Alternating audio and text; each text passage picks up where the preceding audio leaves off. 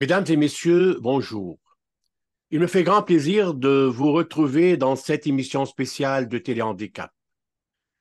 Il y a des moments dans la vie qui laissaient parfois des traces marquantes suite à un événement, à une rencontre ou à une conversation entre des êtres humains, même parfois une situation spéciale. Le sujet qui nous réunit aujourd'hui rentre dans la plateforme Mouvement citoyen, Association parents-enfants. Cette situation nous rend extrêmement prudents et qui laisse inévitablement des effets considérables pour mieux comprendre la situation d'une maman ressource qui partage sa vie avec sa fille de 15 ans vivant avec la paralysie cérébrale. Un exemple qui relève d'une ténacité sans limite pour protéger la dignité de son enfant, mais malheureusement, il y a toujours un prix à payer. C'est sa propre santé. C'est avec un immense plaisir que j'accueille aujourd'hui dans cette émission spéciale Madame Rachel Cathy, la maman de Mieli. Madame Cathy, bonjour. Bonjour, Monsieur Coury. Comment allez-vous? Ça va bien vous-même? Écoutez, c'est un grand plaisir de vous accueillir aujourd'hui dans cette émission spéciale. Tout d'abord, voulez-vous, s'il vous plaît, et ce pour mieux connaître votre situation, de nous parler de ce parcours professionnel et surtout de votre premier contact avec le handicap de votre fille quelques mois après l'annonce de son médecin qu'elle est née avec une paralysie cérébrale? Bien sûr, c'est sûr qu'on a vécu de périples aventures depuis la naissance de Mieli. Donc, à 6 mois, on a su qu'elle avait la paralysie cérébrale. Et au travers de tout ça, là, pour faire de grandes lignes, il y a eu plusieurs interventions médicales, plusieurs journées à l'hôpital qui a commencé par une infection urinaire et elle fait des pierres depuis qu'elle est toute petite. Donc, elle fait des pierres au niveau de ses reins. Donc, c'est une pathologie rénale. Et jusqu'à ce jour, on est toujours à ce niveau-là aussi. Donc, le parcours a été beaucoup d'hospitalisation, beaucoup d'opérations, beaucoup de, bon, sans tomber dans les termes de la gastrostonie, vésicostonie, mais tout pour l'aider à pouvoir uriner parce qu'elle n'était pas capable d'uriner par elle-même. C'est-à-dire qu'elle urinait, mais elle ne sortait pas tout ce qu'il fallait. Donc, c'est là où ce que ça créait de l'infection, d'où les pierres. Voilà. Donc, depuis ce temps-là, ben là, c'est sûr qu'il y a beaucoup, beaucoup de suivi. Mieli, depuis la naissance, elle a eu en totalité, là, je m'amusais à calculer, 21 spécialistes qui ont tourné autour d'elle. Au travers de tout ça, ben, il y a eu des opérations, effectivement. Il y a 2 ans, de sa paralysie cérébrale, on a été chercher une spécification au niveau de sa paralysie cérébrale. Donc, elle a le gène de EBF3. Qu'est-ce que c'est le gène de EBF3? Ben, c'est lui, dans le fond, qui engendre tout ce qui est les problèmes rénaux, troubles de comportement, les pulsions, la mauvaise gestion de ses émotions, le strabisme dont elle a été opérée à 8 mois pour le strabisme aux 2 yeux, tout ce qui est le trouble moteur, donc au niveau du langage, au niveau de la marche. Donc, il y a eu beaucoup, beaucoup de spécialistes là, autour de Mieli pour l'aider à obtenir une meilleure vie. Là. Jusqu'à ce jour, encore une fois, on continue encore là, les suivis multiples pour améliorer sa vie. Mais quel était le choc principal après avoir appris de votre médecin, le médecin de Mieli, que Mieli est née avec une paralysie cérébrale? Le choc et la réaction de la maman, elle avait appris ça comment, de quelle manière?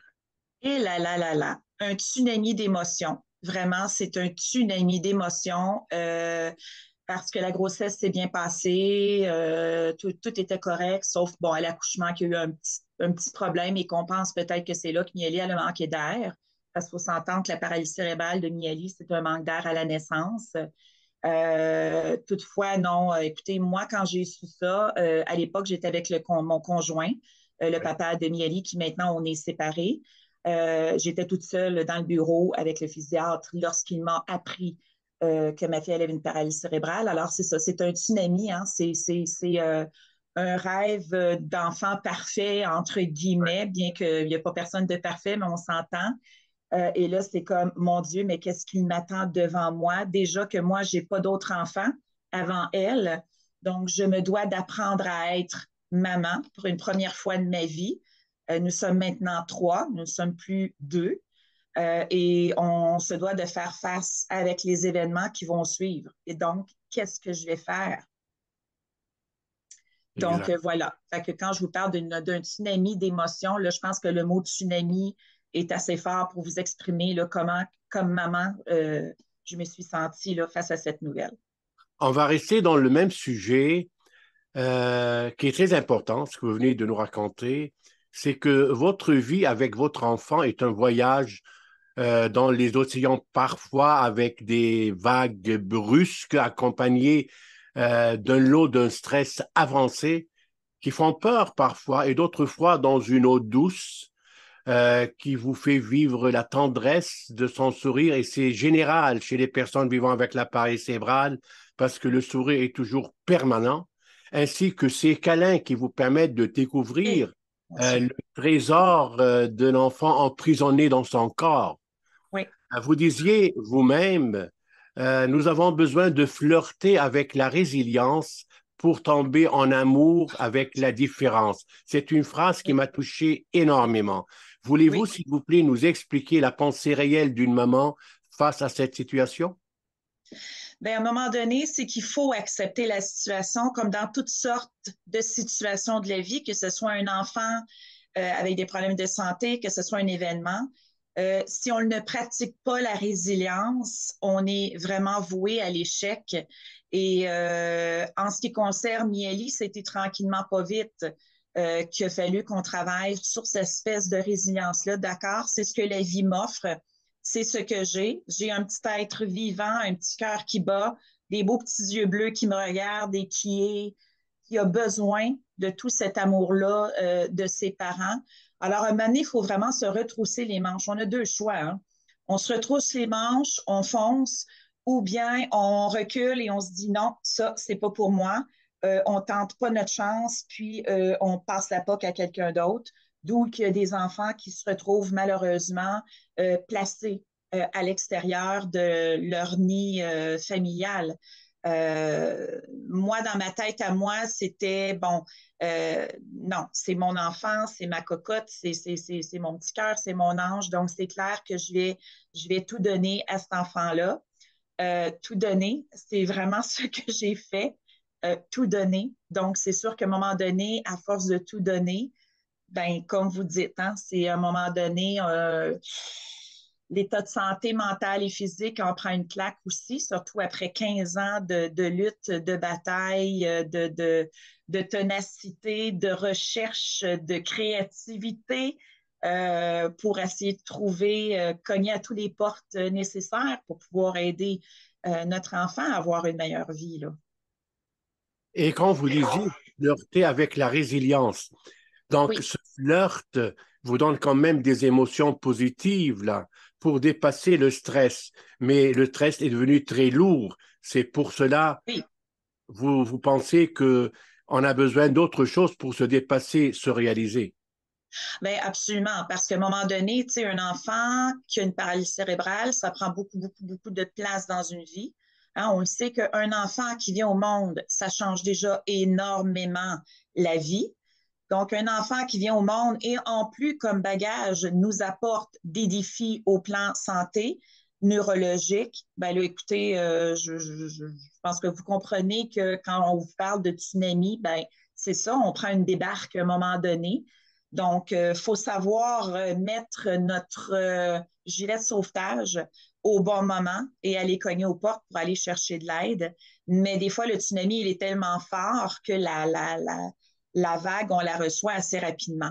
Quand on parle de résilience, ben, c'est tranquillement pas vite avec le temps, c'est d'accepter la situation Oui. telle qu'elle est et de garder espoir qu'il peut y avoir une amélioration. Mieli, la paralysie cérébrale, d'habitude, ce qu'on m'explique, c'est entre après 5, 6 ans, on atteint un plateau au niveau de la paralysie cérébrale. C'est-à-dire qu'au niveau du développement, ça reste ce qui est là. Mieli, du haut de ses 15 ans, Mieli continue à progresser malgré tout sa paralysie cérébrale et sa déficience légère. Elle a une déficience intellectuelle légère, mais elle continue quand même à faire des apprentissages et à évoluer.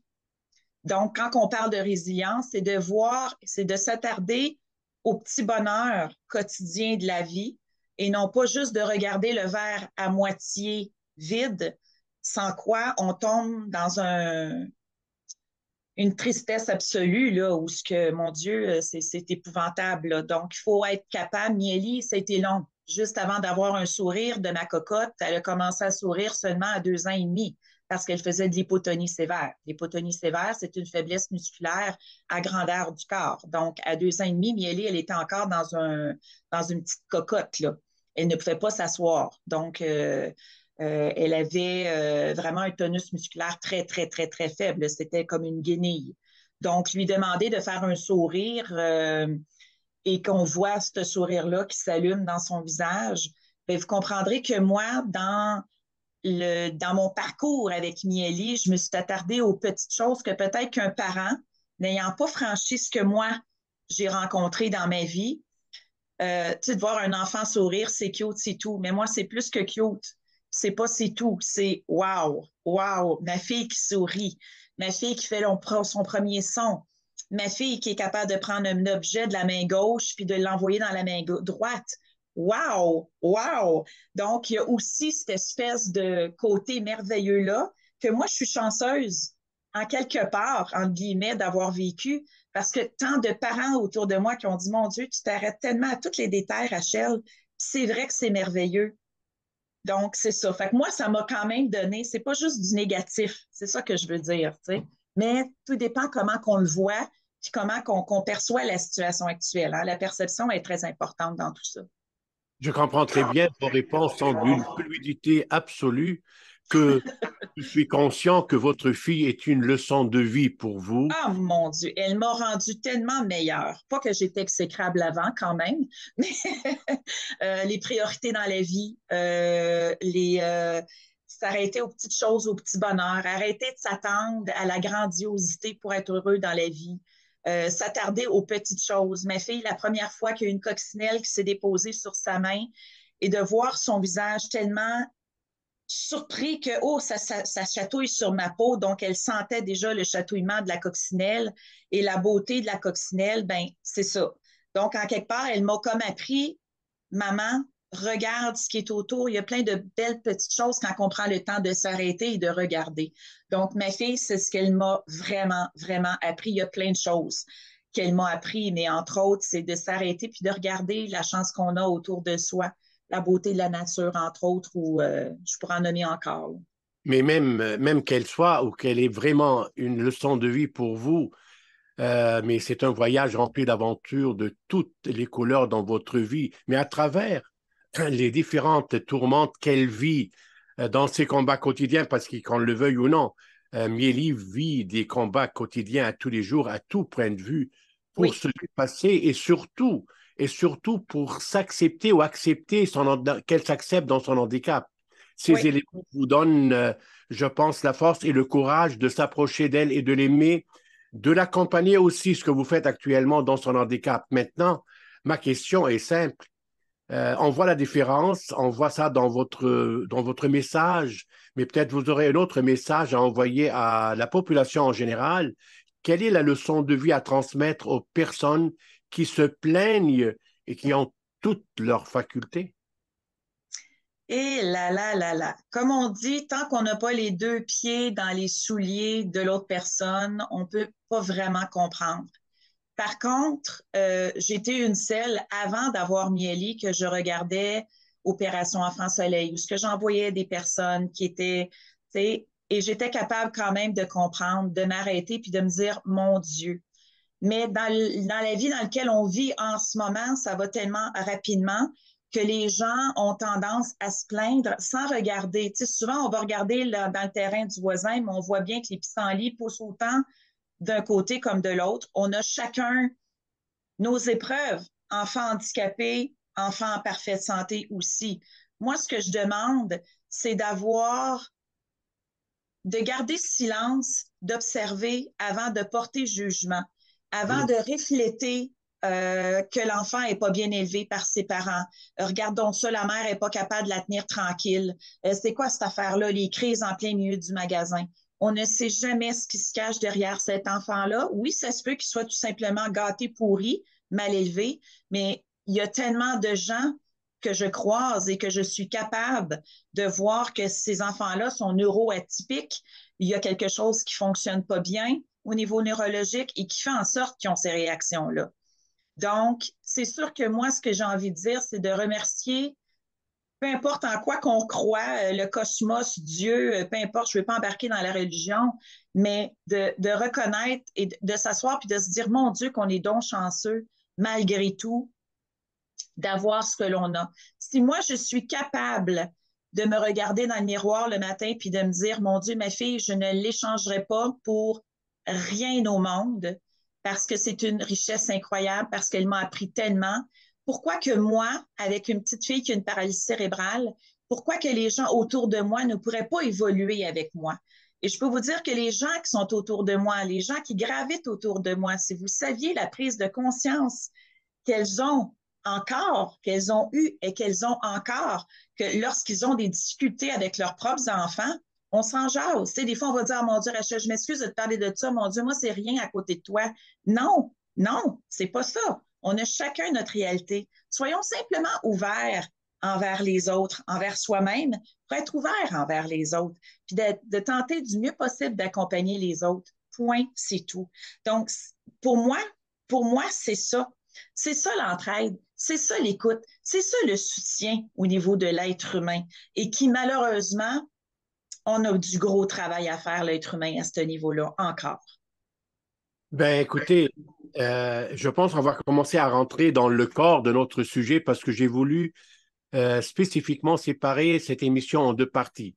Parler de votre fille, mais je tiens aussi énormément à parler de vous, de la situation de la maman qui fait partie intégrante, pas seulement de la vie de sa fille, mais de sa vie personnelle.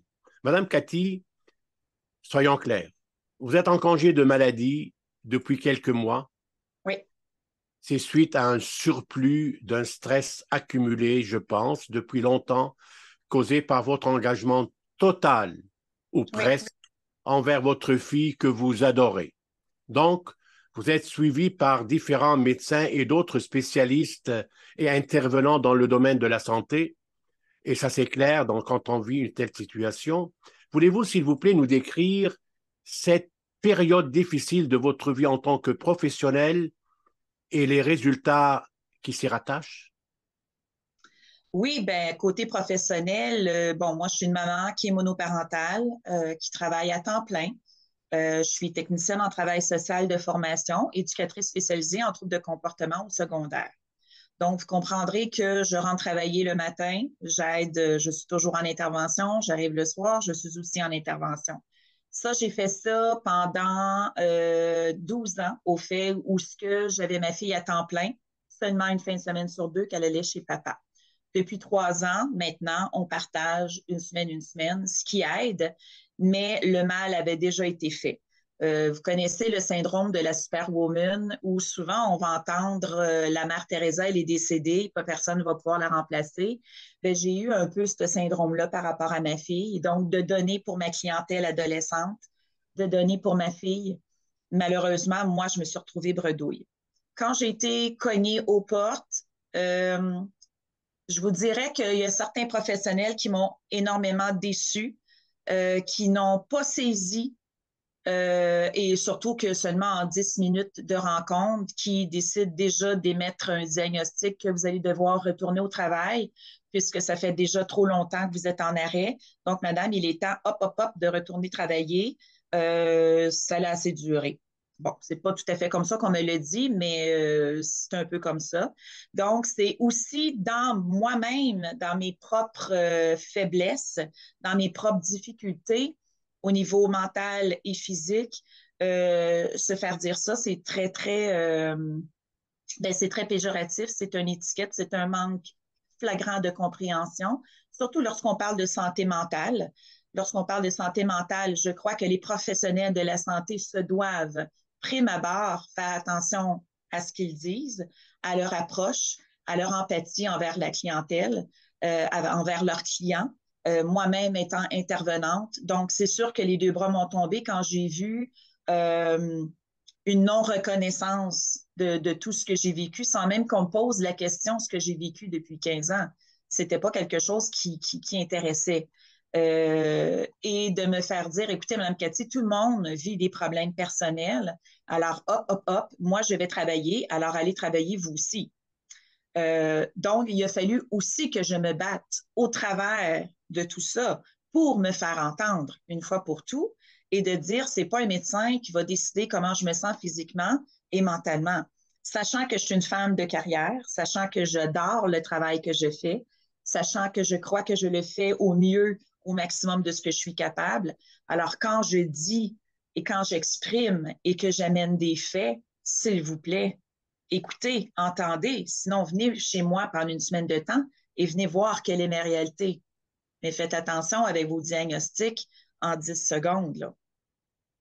Mais ces intervenants ne reconnaissent pas votre situation. Ça, je n'ai pas bien saisi votre réponse là. Ça Au veut dire, fait, il y a eu des intervenants qui, effectivement, n'ont pas bien compris ma situation. Actuellement, parce que je me suis battue, il faut le dire, parce qu'il faut toujours se battre, ça en est tannant, mais c'est ça, c'est toujours une bataille constante pour se faire valoir et se faire valoir. Donc, si on a une estime et une confiance en soi qui est un petit peu amochée, bien, vous comprendrez l'énergie que ça demande encore plus de faire ces démarches-là. Oui, c'est ça. Donc là, maintenant, aujourd'hui, je peux dire que je suis bien entourée. J'ai été chanceuse, mais il a fallu, dans cette chance-là, il a fallu que je la fasse, cette chance-là aussi, que je sois capable de m'exprimer, que je sois capable de mettre mon pied par terre et de dire, voilà ce que c'est et d'être solide. Mais vous savez, M. Coury, être solide, quand à l'intérieur de soi, on est complètement démoli, voilà, ça demande énormément. oui, beaucoup. Voilà, Ça demande énormément de force et de caractère et surtout de résilience absolument, pour tenir le tout à coup. fait. Et même, je voudrais vous confirmer aussi, suite à mes expériences depuis les 23 dernières années avec les personnes et surtout les parents vivant avec un enfant avec la paralysie cérébrale, c'est que les parents subissent les coups, mais surtout, et je précise sans enlever rien des papas, les mamans, et surtout les mamans monoparentales. Oui, C'est oui, oui. incroyable les Ben, histoires. c'est une surcharge extraordinaire et on arrive au travail et notre réalité ne doit pas trop paraître dans notre travail, surtout quand on est intervenant social. On peut pas, il faut laisser notre sac de bagages à l'entrée. Mais quand on n'a pas dormi de la nuit parce que notre enfant a eu des malaises, parce qu'il a été malade, parce qu'il a passé des pierres, il faut quand même faire notre travail. Donc, des fois, cette compréhension-là aussi au niveau du travail peut être difficile, autant pour les patrons que pour les collègues qui nous entourent quand on s'absente pour des nombreux rendez-vous, des hospitalisations, par exemple, ce que moi j'ai vécu. Il m'était triste de constater qu'il y avait des collègues qui me regardaient de travers et qui avaient tendance à porter des jugements parce que Rachel, quand tu n'es pas là, c'est nous qui mangeons la rafale. Et moi, je les ai invités, ben, coudonc, venez rester une semaine chez moi, puis venez donc au rendez-vous avec moi. Vous allez voir que vous allez vouloir aller travailler.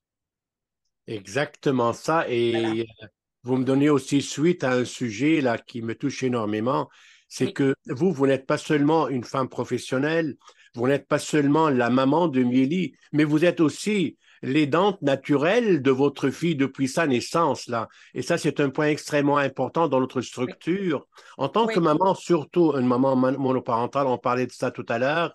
Votre vie est partagée entre l'école, entre la maison, répondre aux besoins urgents de votre fille, sans oui. oublier ce que vous venez de dire aussi, les remarques négatives des gens qui sont jaloux que vous êtes en congé. Vous venez de nous dire ça, là, et j'en passe. Oui. Finalement, votre vie personnelle, Madame Cathy, se trouve où dans ce décor? C'est une très bonne question. Je ris, mais c'est pas drôle. Oui, Où est-ce qu'elle se trouve? Écoutez, elle se trouve là où on peut. C'est de l'organisation. Je vous dirais pas qu'au tout début, j'oubliais complètement cette vie sociale-là. La vie de rencontrer quelqu'un, de refaire ma vie, c'était complètement cassé de ma vie. Là, je dirais que là, aujourd'hui, ça va mieux. Je me sens un petit peu plus disponible. Bon, c'est sûr que j'ai de la pratique derrière la cravate, comme on dit. Mais tu sais, on attire aussi les gens qui sont prêts à vivre avec notre réalité. Et je me dis, bah, tu sais, les gens qui sont pas prêts à vivre cette réalité-là avec moi, ben c'est correct. Prenez votre chemin, je vais prendre le mien. Mais plus jamais que je vais me tasser du chemin parce que j'ai une situation particulière. Ma vie perso, ma vie personnelle, j'ai appris justement en allant consulter parce que si on n'est pas connecté à soi, puis si on est juste dans le on donne, on donne, on donne, on donne, à un moment donné, ben c'est ça, on se retrouve épuisé. Cette fois-ci, l'épuisement, c'est pas parce que j'ai pas voulu m'en donner. C'est les événements qui n'ont pas cessé les 5 dernières années, dont j'ai dû changer ma fille d'école, dont j'ai dû trouver un transport adapté pour elle pour ne pas que ça touche à mon emploi. Il s'est passé beaucoup, beaucoup de choses. Donc, c'est la raison pour laquelle je suis en ce moment en arrêt de travail. Oui, il y a eu beaucoup d'événements au niveau de la santé de ma fille aussi. À un moment donné, on ne peut pas pallier à tout et rester Wonder Woman constamment. Donc, à un moment donné, ben, la batterie de côté, elle aussi, on prend de son énergie. Fait qu'on se retrouve avec 2 batteries complètement vides. Est-ce parce qu'on n'a pas été capable de bien gérer la vie, bien gérer les événements, bien les recevoir? Non, je ne crois pas. Je crois plutôt qu'il y a comme des limites à ce qu'un être humain peut recevoir comme épreuve à un moment donné. Et c'est facile de porter jugement, on le sait, là, quelqu'un qui tombe en dépression, on va le pointer du doigt, on le voit comme une Ouais. faiblesse. Mais encore une fois, moi, je réinvite ces gens-là qui portent des jugements à les entendre et entendre leur détresse. Et qui êtes-vous pour aller juger des émotions de l'autre? Mais qui êtes-vous? Chacun vit les événements de la façon qu'ils peuvent, avec ce qu'ils ont comme outils, ce qu'ils ont comme bagage, de la façon qu'ils ont été élevés. Et par la suite, nous en sommes nous-mêmes les propres responsables du chemin de vie que nous allons faire au travers de ces épreuves-là. Alors moi, le chemin que j'ai pris, est-ce que j'ai des regrets? Le seul regret, c'est de ne pas m'avoir arrêté avant, d'avoir tellement voulu donner à ma clientèle, à ma fille, qui me disait non, non, non, non, non, t'es capable, t'es capable, t'es capable, t'es capable, t'es capable, et de me retrouver finalement avec une voiture avec les 4 pneus crevés. Alors, c'est ça. Ben, c'est très bien. Et ça répond exactement à la question. C'est vrai. Il faut être très fort pour tenir le coup et ne pas passer à côté parce que vous n'aurez pas le choix. C'est la vie de nous, de nos jours, de tous les jours avec votre enfant et surtout l'enfant que vous adorez tant. Maintenant, en conclusion, Madame Cathy, Oui, euh, vous êtes, je pense, à mon avis, un meilleur témoin capable de nous expliquer la situation financière des parents ayant un enfant vivant avec l'appareil cérébral ou d'autres handicaps. On sait très oui, bien, quand on est même en congé de maladie, les gens n'ont pas le droit de nous jalouser parce qu'il y a d'autres choses qui passent à côté et qui diminuent notre rythme de vie, notre vie quotidienne, parce que les finances baissent en même temps. Maintenant, oui. j'aurais une question à vous poser là, et c'est une question qui nous intéresse et qui nous préoccupe énormément. On a commencé nos démarches avec les gouvernements pour aller de l'avant. Êtes-vous d'accord pour que le gouvernement dépose un projet de loi pour accorder un revenu stable mensuellement aux parents qui ont décidé d'élever leurs enfants par eux-mêmes? Et là là, mais quelle belle question. Et ma réponse est un gros oui avec des lumières autour puis des feux d'artifice. Absolument, parce que j'écoutais à un moment donné une émission, bon, pour ne pas la nommer, et on nous disait que dans les familles d'accueil, les gens qui reçoivent ces enfants-là avaient entre 30 et 45 000 par année. Ah, Alors, si je vous montre, moi, mon budget, ce que le gouvernement me donne, c'est sûr, on va toujours chicaner que le gouvernement ne donne jamais assez, mais dans la situation où ce qu'on garde nos enfants chez nous et qu'on gère nos enfants dans leur milieu naturel, je ne peux pas comprendre comment se fait-il que nous, ces parents-là, qui rushons, qui devons travailler pour maintenir maison, payer la nourriture, on sait que tout est cher, tout coûte cher aussi, depuis la COVID. Mais comment se fait-il que ces parents-là n'ont aucune reconnaissance gouvernementale à ce niveau-là? Et comment se fait-il qu'on a des fois avec les médicaments à payer. C'est pas tout le monde qui a des assurances. C'est pas tout le monde qui est protégé au niveau de l'emploi quand ils sont en arrêt de travail, qui ont des assurances salariales. C'est pas tout le monde. Alors, oui, de l'aide, s'il vous plaît, pour nous aider, pour qu'on puisse maintenir, désengorger les services, les maintenir dans leur milieu naturel. Moi, je me suis fait dire souvent, plusieurs fois, mon Dieu, Rachel, ta fille, tu aurais pu la placer, mais il n'en est pas question pour moi dans ma tête. Et je ne juge pas les parents qui décident de le faire non plus. Comme je vous dis, chaque situation, elle est différente. Nous avons une personnalité différente. Nous vivons des trucs différemment. Ce que le gouvernement doit comprendre, par contre, c'est que peu importe dans la différence, bon Dieu du ciel, aidez-nous. Aidez-nous dans l'inclusion, dans la compréhension, pour nous aider justement à ce que ces enfants-là vivent et ne soient pas en charge de la société plus tard. Moi, ma fille, puis je ne veux pas me lancer de fleurs, mais c'est les spécialistes qui m'ont souvent reflété. Mon Dieu, Madame Cathy, vous en faites tellement pour votre fille, mais mon Dieu, quel chemine donc. Ça, j'aimerais ça que le gouvernement l'entende parce que ça, on le fait gratuitement, on le fait avec notre cœur de parents, on le fait avec nos tripes. Mais à un moment donné, au niveau du budget, ça ne nous ramène à rien. Et si je suis capable de ne pas placer ma fille plus tard, ben, c'est-à-dire que si je suis capable de pas que ces enfants-là qui deviennent adultes plus tard ne soient pas une pesanteur, ben bon Dieu du ciel, mais qu'est-ce qu'on a à perdre? Aidez-nous, outillez-nous. Moi, là, j'ai eu à me battre pour avoir des spécialistes. Vous n'avez pas idée par quoi j'ai passé. Juste la petite garderie à la petite enfance. Ah non, on ne prend pas des enfants handicapés. Oh non, on ne prend pas ci. Oh non, on ne prend pas ça. Ben, je pense que le gouvernement se doit vraiment de se pencher sur les besoins des parents qui ont des enfants.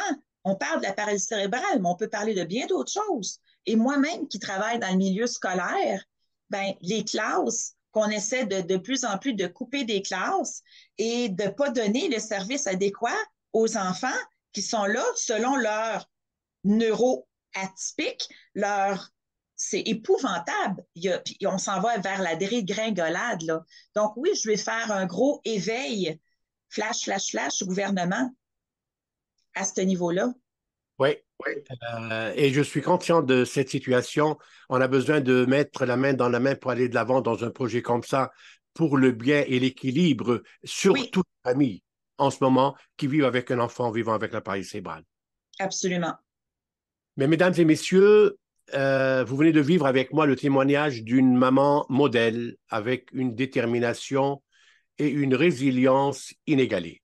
Merci beaucoup, Madame Cathy, pour cette générosité inspirante. Ben, merci à vous de me vouloir laisser la place aussi pour que je puisse exprimer mon vécu. Je vous remercie énormément. C'est Merci. vrai, ce fut pour moi un moment très agréable de vous entendre. Mesdames et messieurs, chers téléspectateurs, téléspectatrices, je vous invite à visiter notre site, notre chaîne de télévision Téléhandicap sur YouTube et surtout à ne pas oublier de devenir membre de notre chaîne pour de meilleurs lendemains. Et je vous remercie et je vous dis à la prochaine.